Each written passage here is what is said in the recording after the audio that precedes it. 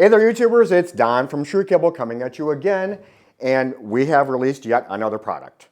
We just can't stop ourselves. And this one is going to be an extremely useful product for people who wish to install structured, shielded cabling systems in their home or small business. It's a wall mount 12-port shielded patch panel, and it's got some very unique design features which make it incredibly user-friendly. It's unique on the market. And it also pairs very well with our truePLUG bond and ground extension adapter, which makes it even more useful because it eliminates the question about how do I bond my patch panel to ground so that my shielded cable works right. Well, that problem's been solved as well. We've had that product around for a while, but now we have a small residential panel wall mount that you can go ahead and use with that product. So stick around, we're going to show you a little unboxing, and then we're going to actually show how you not install one from start to finish, but at least what it looks like with the truePLUG hooked up. So be right back.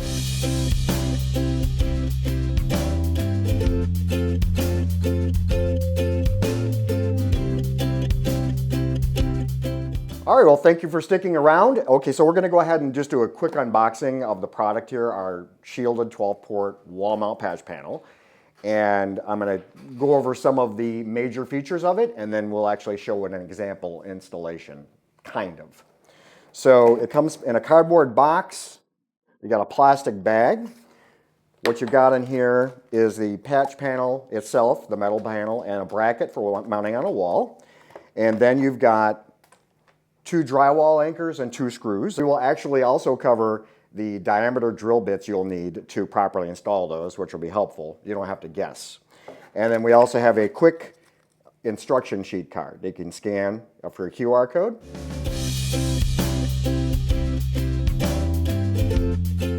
So let's go ahead and talk about the panel. So it's a 12-port panel. And so you have 12 spots for shielded Ethernet keystones. Now you can also use unshielded as well, and you can mix and match. So you're perfectly fine to use unshielded Ethernet with an unshielded keystone on this panel. It's just that if you do opt to use shielded Ethernet with a shielded keystone, that's where it needs to be properly bonded to ground. And it comes with the default short bond wire on it. This is more useful for perhaps a situation where you've got a bus bar that's really close to this already, or if you're mounting it maybe even on a rack.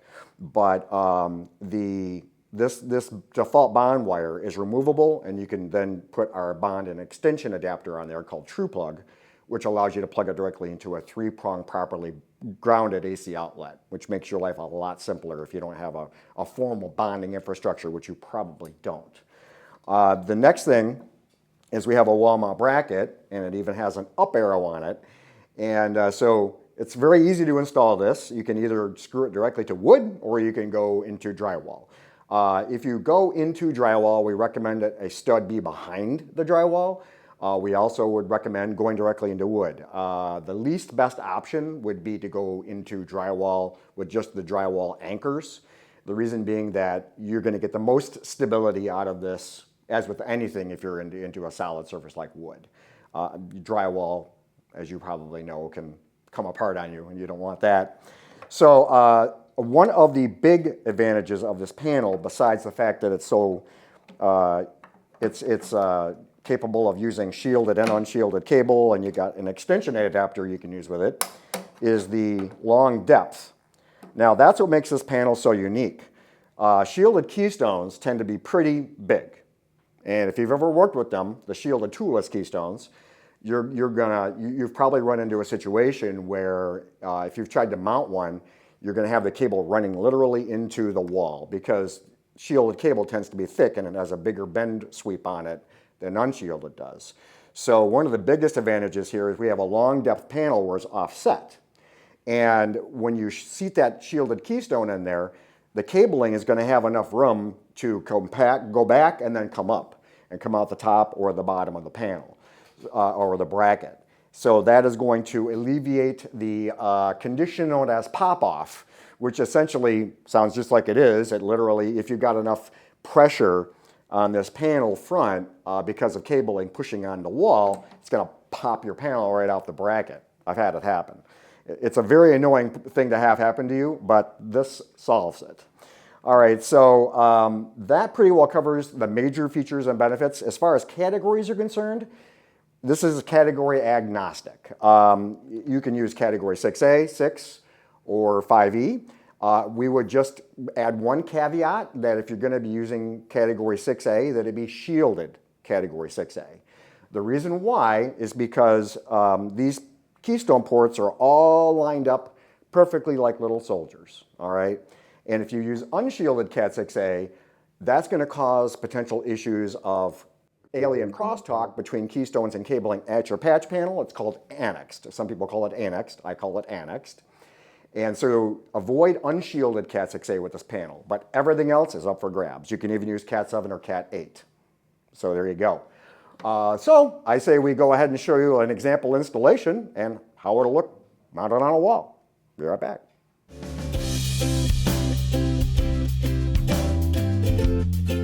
Okay, so we're going to do a little bit of a demonstration here on our wall mount shielded patch panel. I'm not going to go through constructing an entire structured cabling system. We're just going to go through some highlights here. So first things first, make sure you're picking a stable surface for your wall mount patch panel. So, and also put it at a reasonable height so you don't have to get up on a ladder. That's not really safe. So not too high, not too low. Eye level, head level, something like that. Pick a out of the way spot, like maybe in your basement or under stairs or something. And so the idea is you're going to bring all of your permanent links, which are terminated to keystone jacks at the other end, all down into this one consolidation area, which is essentially what a patch panel does. It consolidates all your runs into one spot. And then you'd have like a switch here, and you'd patch in your switch to your patch panel. So let's talk first about the actual bracket mounting. Now the bracket's ABS plastic, and you've got two options. There is an up arrow on it, so make sure it's pointed up. And when you're picking a spot, it's strongly recommended to have a level, and just go ahead and level it up like so. And then you can either do the outsides like here and here, or you can do the two centers here and here. It's really up to you. Take a marking pen. Now, these bracket standoffs are a little bit thick, so you're going to want like a sharp marking pencil or something meant for the job. And you're going to mark here, and you're going to mark here, or here and here, and then you're going to drill. So you would take the bracket back off. Now, how you drill and what drill bit you use depends on exactly what surface you're mounting it to. If you're going through drywall to a stud behind, which is a good idea, by the way, if you're doing that, make sure that you have a stud detector, that you've located your stud, and there's no AC circuit on either side of that stud. The last thing you want to do is drill into an electrical cord. Not only will that mess up your home cabling, but you may get a shocking experience out of it, which would be bad. Once you've got that located and you're going to, let's say, a stud behind drywall, you would then use a 5/16 inch, again, 5/16 inch drill bit to pre-drill your holes, and then you put your bracket back up and use a drill driver with a medium-sized Phillips bit to drive in the screws. Go slowly, take your time, and your job will come out properly. One of the easiest ways to do it is to put in this screw maybe halfway first. And you can like hook the patch panel this way, and then bring down and then attach the other one, and then tighten up this one. That's one of the little tips that I have found when working with this particular bracket. If you're working with drywall, okay, and it's just drywall, and you're not going to wood either here or behind the drywall, it's just straight up drywall, again, make sure that you have taken a stud sensor with AC detection and you have scanned that spot to be sure you're not going to accidentally drill into electrical wire. Usually electrical wire is only running along studs, but there have been situations, let's put it that way, situations I like to call them, and you don't want that situation. So be safe, know where you're drilling, and don't hit your plumbing either. That's bad too. And so you would use a 1/8 drill bit to, so you'd mark out the spots just like before, but you'd use a 1/8 drill bit for the drywall anchors. And then you would push in until it's almost fully seated, then tap them in lightly until they're flush. put your bracket up, and then put your screws in that come with the product. So now you've got a bracket, bang, and you've got cabling. Okay, I want you to visualize some cable here. Now, if you want to see a video that actually has us bringing cabling down into one of these types of brackets, we have an unshielded 3D staggered version of this very same panel that has another video, link in the description, and it'll show you how to create a service loop, and it also shows actual drops coming down to keystones, things like that. But we're not going to cover that in this video. So assume your cable link's coming down, bring your cable down through this channel, and then you've got your metal patch panel. And what you're going to do is you're going to first, if you're not going to use the default bond wire, which you probably won't, then take just a regular Phillips bit driver, number 11, and about 3 turns on the screw to back it out. Now, it is not a captive screw. It is possible to lose it. Fortunately, our TrueBond extension bonding adapter, our truePLUG extension bonding and grounding adapter, comes with 2 extra screws just in case you do happen to drop one. These screws are teeny, and if you drop one, it's going to go into oblivion somewhere. So just trust me on that. And then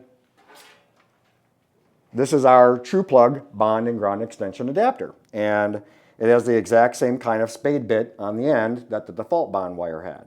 And you have 2 positions. You can either do it on the top hole or the bottom hole, and we're going to go with the bottom hole because our 3-prong electrical outlet, which has been confirmed as properly grounded, is in fact here. So it's within reach. And that's the other thing. If you're going to be putting in the adapter, you've got about a 6-foot reach or so, not counting the distance up the wall. So be sure you've got that electrical outlet within I would say 5 feet of the panel. So once you get that spade on there, you just simply turn it down, snug it up. You don't have to go over tight, but make sure that it doesn't come off. So give it a good little tug to make sure it's good. And then what you're going to do is when the cables are through the channel, you're going to poke your cables, organize them, make them look good. You're going to poke the cables through each hole where the keystones go, one by one, down. And then you're going to seat the panel first.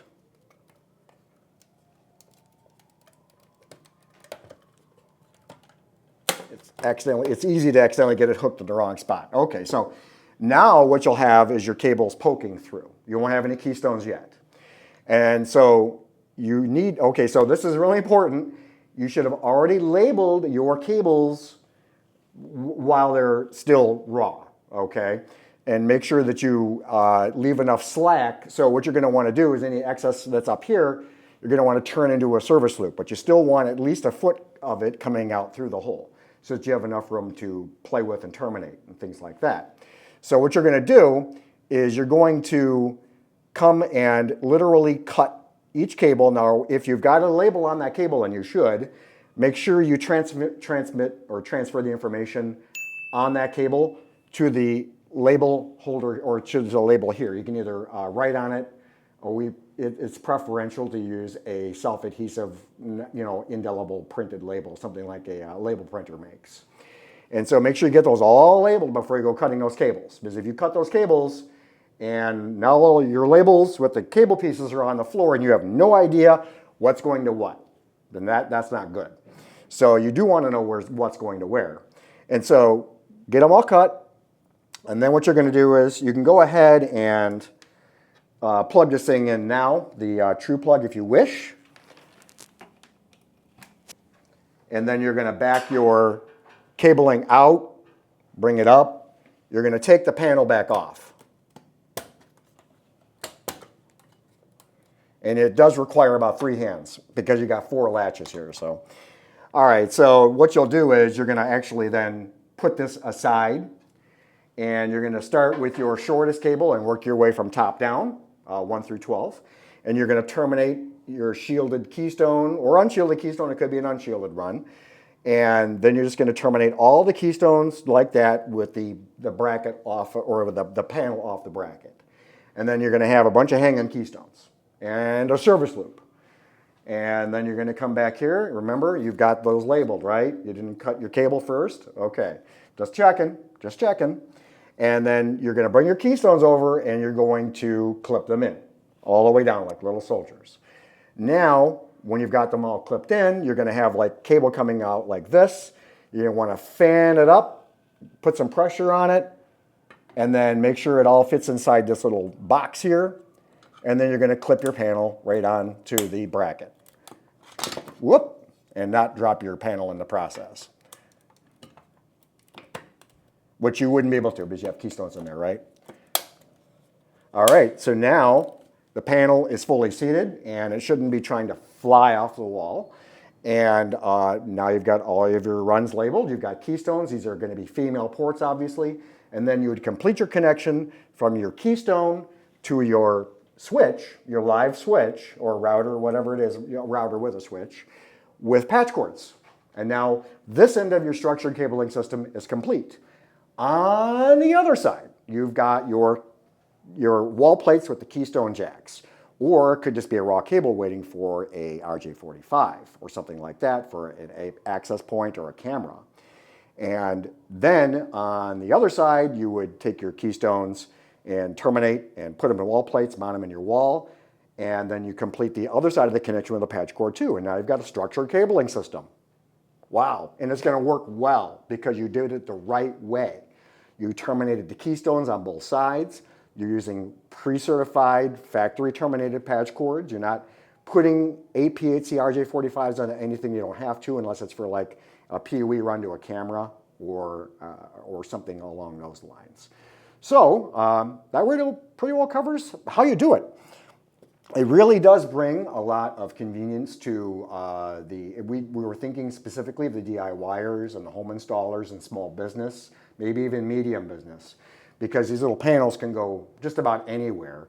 And this extension adapter makes life a lot simpler because now you can bond your cable to ground and not have to have like a formal bus bar. For example, we do have a formal bus bar, and I can show you what that looks like. And I don't really think you want to deal with something like that, and you probably don't even have access to it. So our little adapter makes life a lot simpler. All right, well, I hope you enjoyed that demonstration of our new shielded wall mount patch panel. Just come prepared with a level and a drill driver and a 1/8 drill bit or a 5/16, depending on exactly how you're going to be mounting it in there. And, you know, like I said, a level so that you can make sure the whole thing's leveled up. You don't want some cockeyed patch panel going on. Get yourself the trueCABLE bond extension adapter if you intend to be using shielded runs. I mean, obviously, if you're buying this, you probably do. So you do want to pick that up because it's going to allow you to easily bond your cable shields to ground and solve an issue that many homeowners and do-it-yourselfers and small businesses have had for years and years and years, which is, how do I bond this thing to ground? Well, like I said, it's been solved. So that's pretty much it. If you have any questions, concerns, comments, suggestions, please leave them down in the comment section. I will personally respond. Also, subscribe to our channel, hit that notification bell, give us a thumbs up or a thumbs down as you see fit. And with that, I'm going to say, happy networking.